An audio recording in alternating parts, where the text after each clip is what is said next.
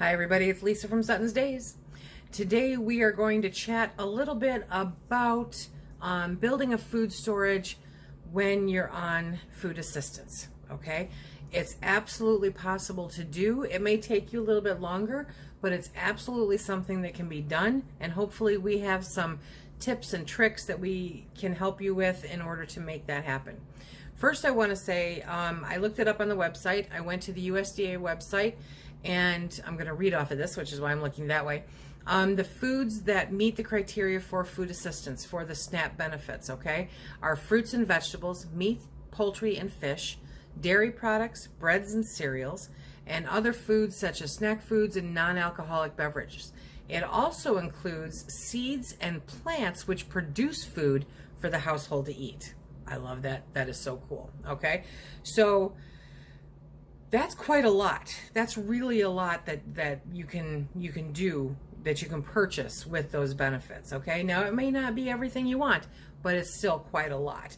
I have to cheat and go to my notes because I'm kind of like all over the board with this. So some of the ways that you want to, some of the ways that you can narrow this down and save money and use more of your benefits for food storage versus day to day. The number one is to make sure, I mean, it's going to take a little time and a little effort. You're going to have to review the sales ads for that week. You're going to have to check out what's going on the website and what's on sale, and see what you can purchase for less due to the sales that are occurring at that time. Depending on what time of year it is, depending on where you are in the country, that could be anything, anytime. And it's really great. Like right now, I'm seeing a lot of places say that pork butts are on sale for like 88 or 98 cents a pound. Phenomenal price. So being able to spend some of that money on pork butt and put it up when it's normally, $1.50, 60, 70, 80, 90, a pound, you're really saving a lot of money having it for later, but buying it right now. So you want to watch those sale ads, review them, okay? If you have the ability to use coupons, combine coupons and sales, then definitely that's a great way to take a little extra and put it aside for food storage. Try to do that. Remember though, you really only want to purchase things that you truly do eat, okay? If you are not a beans and rice kind of person, don't stock up on beans and rice. Only purchase the things that you really do eat. Try to catch them when they're on sale so that you can purchase more of them and put some up for a later date, okay? If you get a chance, visit different stores. Different stores will have different loss leaders that you can take advantage of. So you've got 10 for 10 at this store, and they're different than the 10 for 10 at that store, and they're different from the special on the end cap at that store, okay? So if you have the opportunity to visit different stores and take advantage of different sales and promotions, then that's another way that you can save. Obviously, the 10 for 10 deals are always a great way to be able to stock up. Going for the store brand versus the name brand, a lot of times you couldn't tell the difference if you were blindfolded. So take a look at that, try it out, see how you like it, and add to some of that food storage. Stock up that pantry for later days when there could be an emergency. There are some basics that you can look at that you can definitely take advantage. You can find them in the 10 for 10 sales. You can buy the store brand, and they're very simple things that everyone should have in their pantry if they're things that you eat, okay? So I'm looking at canned beans or dry beans, some kind of tomato product, whether it's tomato sauce or, stewed tomatoes or diced tomatoes.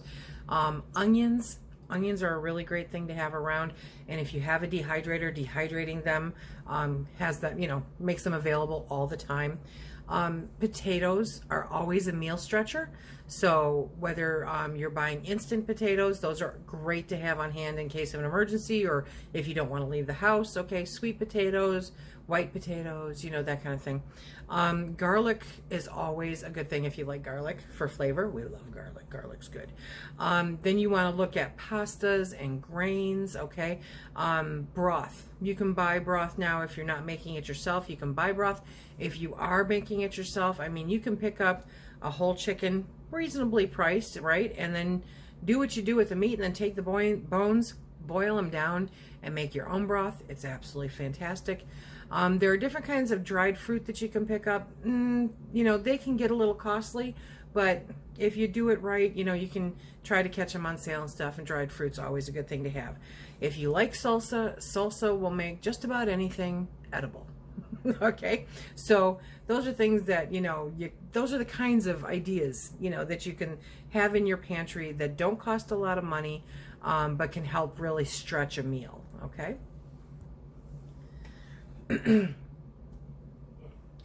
In your freezer, you can do things. You can catch freezer deals on frozen fruit, on frozen peppers and onions, frozen broccoli or spinach or peas, that kind of thing.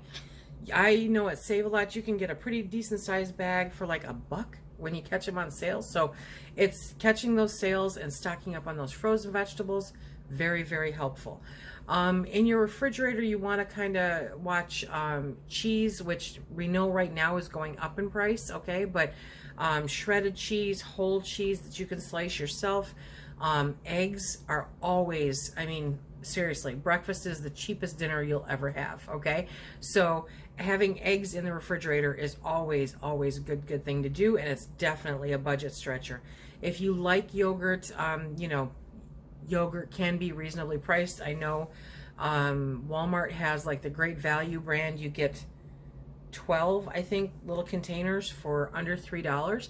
So not only could that be just a quick, easy breakfast, it also can substitute a dessert if you've got a sweet tooth. They're handy to have around, and they're very inexpensive. So those are nice things to have in your working pantry, just to get you through.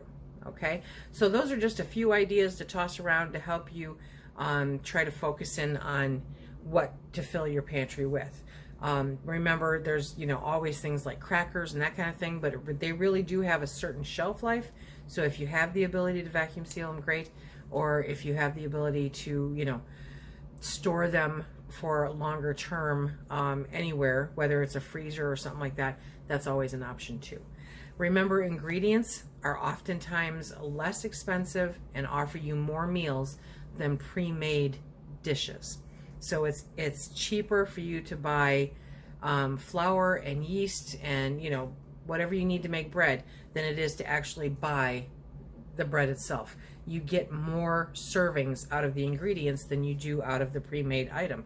So while it does offer you a convenience factor, if time is not an issue and you want to learn a new skill, this is a really great time to do it, okay? And because you can use these to purchase seeds, when the season comes around again, try to get some seeds. Try to grow some tomatoes, some peppers, anything on, in a pot on your deck, out in your yard, wherever. Try to grow a little bit of your food, and it'll make a really, really big difference using those benefits. Now, if you're also taking advantage of food pantries, which if you're eligible, I encourage you to do, because they really are a lifesaver and an ability to allow you to stock up. I have been able to see some of the boxes that came through. I've got some friends that are able to use this, and so I saw some of the boxes, and I was astounded. I really was. I was so happy that they had this available for them, because my concern was always, do you have what you need? Can I help you? Do you have what you need? And they're always like, no, we're good. So I'm like, okay, great. But they had chicken cutlets. They had boneless, skinless chicken breast. They had tons of vegetables and fruits that they could do. So, when you take these ingredients home and determine how you can use them and either freeze them or can them or dehydrate them, you are adding to your food storage. And when you add that in with the SNAP benefits, it really is doable. It really is possible to build a food storage while you're receiving this assistance. I highly recommend that if you are receiving assistance, you do this. You make this possible, because you never know how long these kind of things are going to last. You don't know if it's going to be around forever. You don't know if it's going to be a short time. You don't know if the food banks will run short, which I had heard rumors of when this all first hit, that some of the food banks were getting hit, that they just didn't have enough to give out anymore. And then I heard of other ones that couldn't give it away fast enough. So depending on where you're at in your circumstances, there are opportunities to build that food storage, and I hope that you do take advantage of doing that. There are different ways that you can do this. Like I said, dehydrating, canning, freezing. These are all options, and we're going to be looking more into the dehydrating and the freezing and the freeze-dried foods that are available. Remember also, I was surprised to find this, that you can use your SNAP benefits, your EBT, on Amazon. You can use it at Walmart.com, and both of those websites carry things like August Farms. Okay, so if you're looking for that long-term food storage and you can afford to do so, that's an option also for you to do that, to be able to purchase some of that long-term food storage and have that level of insurance available to you. I hope that this was helpful. If you have any tips or tricks, I would love to hear them. Please put them in the comments section below. This community is fantastic, and we always find a way to help each other and encourage each other, and I hope we will continue to do so. Remember, if you like what we do here, please hit that like, subscribe, and share. Check us out on Instagram, Facebook, and until next time, everybody, please be safe.